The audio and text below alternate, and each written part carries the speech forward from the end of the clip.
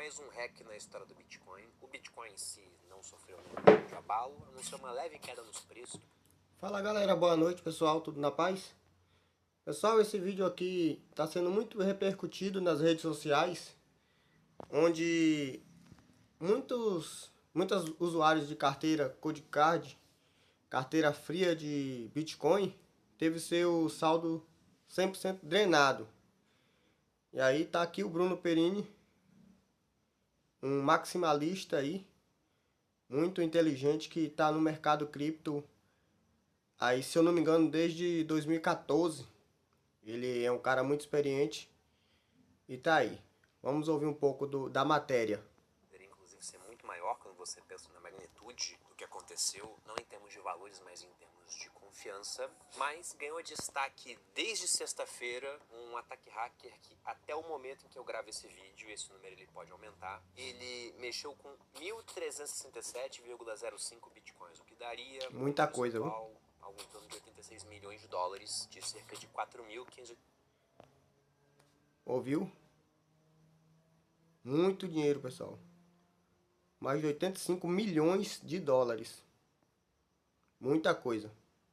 35 endereços. E o ponto mais importante desse ataque está aqui, ó. Os bitcoins não estavam numa corretora, eles não estavam mal armazenados numa wallet daquelas de celular que você simplesmente baixa um aplicativo. Eles estavam em autocustódia dentro de uma wallet que era referência, pelo menos até o dado hack, né, em transparência e em segurança. Era vendida como a mais segura do mercado. E o pior é que os donos dessa wallet não fizeram nada de errado. Eles não caíram em algum tipo de golpe de phishing, eles não cadastraram a sua seed phrase em uma página que era criada por falsários, se passando pela empresa. Eles fizeram tudo certo. E mesmo assim, alguns tiveram simplesmente seu saldo de Bitcoin, em certos casos o saldo milionário em dólar zerado. Para quem está curioso, a wallet que eles usavam se chamava Cold Card, era vendida, como eu disse, como 100% focada em segurança, seria teoricamente uma verdadeira fortaleza cripto, inclusive se tornando a favorita de vários maximalistas, aquele pessoal que tem 100% do patrimônio só em Bitcoin. E o interessante é que a vulnerabilidade em questão que permitiu esse ataque, ela foi introduzida em 2021. Então, ao longo de 5 anos, ela esteve ali, diante dos olhos de todo o mercado, mas somente agora que alguém com capacidade técnica e muito...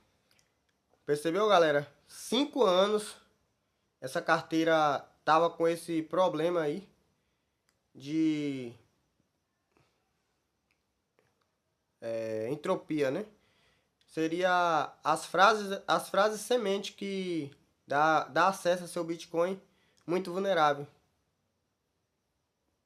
De novas ferramentas, né, leia-se inteligência artificial, foi capaz de explorá-lo. E aí perceba que aquele dogma que existe no mundo cripto, not your keys, not your coins, que foi um mantra sagrado para a comunidade durante anos, agora ele acabou de mudar. E para entender a gravidade disso, e porque esse é até então o ataque mais devastador da história do Bitcoin quando pensamos em confiança, fique comigo até o final desse vídeo. Mas antes disso, vou te pedir para deixar o like aqui no vídeo do canal, se inscrever também, caso assista o conteúdo com recorrência, porque além disso, nos dá um feedback, nosso trabalho está sendo bem feito, que você gosta, mais motivação para gravar novos vídeos, também faz com que esse conteúdo alcance cada vez mais gente. Bom, dito isso, vamos aqui por partes, né? Bom, primeiro, para quem não conhece, uma hard wallet é basicamente um cofre físico que guarda suas chaves privadas de maneira offline, longe da internet. Ela te dá o controle total sobre os seus fundos, sem que você dependa de uma corretora, de um banco ou qualquer terceiro. E a segurança de tudo isso nasce da sua seed phrase, que é uma sequência de palavras gerada a partir de números aleatórios, num padrão que a gente...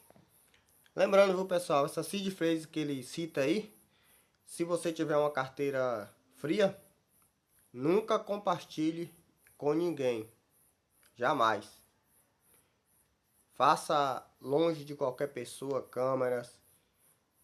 E para observar, as pessoas que perderam seus bitcoins fizeram tudo certinho e mesmo assim teve uma vulnerabilidade da carteira, da fabricante da carteira. E diga-se de passagem, essa carteira era uma das mais famosas do mercado cripto, a que prometia toda a segurança do mundo e falhou com seus clientes.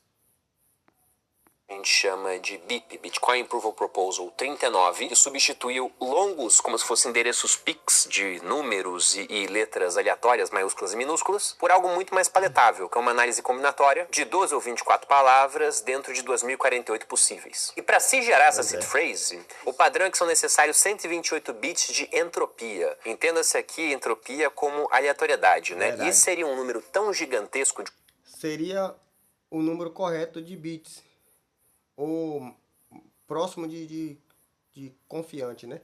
128 bits seria uma dificuldade para ser encontrado cada palavra geradas. Combinações possíveis, seria praticamente impossível alguém adivinhar ou recriar a sua simplesmente por tentativa e erro. Nesse ponto, a aleatoriedade, ela é tudo. Então, se ela falha, se ao invés de aleatoriedade você presume que exista algum tipo de padrão, o resto simplesmente desmorona. E, infelizmente, foi isso que aconteceu com a Cold Card. A falha, no caso, estava no gerador de números aleatórios do firmware, que é o software interno que roda dentro do dispositivo e é responsável por controlar tudo o que ele faz. Estava presente desde a versão 4.0.01, lançada em 2021, até a versão 5.0.3. Ou seja, foram 5 anos no ar, diante dos olhos de toda a comunidade, até que desse um problema. E aí entenda o seguinte, né? Qual foi o problema nessa questão da entropia? O que acontece é que para você verdadeiramente ter aleatoriedade, a wallet precisa de um componente físico dedicado só para isso. Ele é feito para captar ruído eletrônico e variações imprevisíveis, algo que nem o próprio fabricante conseguiria prever ou reproduzir. E foi esse componente que a Cold Card, por algum motivo, ela pulava, né? Silenciosamente, num cenário específico de falha, o que os desenvolvedores eles chamam de fallback. Na prática, esse fallback é um plano B automático, um caminho alternativo que o sistema ele vai seguir quando algo não funciona como deveria. E o problema é que, nesse caso, o plano B era muito mais fraco do que o plano A. Em vez de usar um componente físico para gerar essa aleatoriedade, a carteira recorria a duas informações públicas, que é a data que você configurou o aparelho e o número de série gravado no próprio chip. Em alguns cenários, era inclusive visto de fora da carteira, porque ela tinha uma transparência nos seus componentes. Numa analogia, entenda que é como se eu fosse embaralhar um baralho, de verdade, aqui pego o embaralho. Só que ao invés de distribuir as cartas de uma maneira imprevisível, eu te dou elas numa certa ordem, baseado na data de hoje e no número de fabricação daquele baralho. E aí a entropia da seed, que deveria ser de 128 bits, que seria como se você tivesse que acertar se uma moeda vai dar cara ou coroa 128 vezes seguidas. Você tem que comprar 40 bits no modelo MK3, que foi o modelo atacado, e para 72 bits nos modelos MK4 e MK5, que também tem esse problema, só que em menor grau. E aí, para você entender o tamanho do estrago, né, cada bit a menos que você perde na entropia, corta a dificuldade de adivinhar essa seed phrase pela metade. Então, pegando o exemplo de uma seed de 24 palavras, que seriam 256 bits de entropia. Isso é um número de combinações maior que a idade do universo multiplicada por si mesma. É praticamente impossível de quebrar com a tecnologia atual. Já se isso cai para 40 bits, que era o caso da MK3. Nesse caso, uma GPU comum, sem qualquer tipo de tecnologia avançada, consegue testar todas as combinações possíveis em questão de minutos. Com 70... O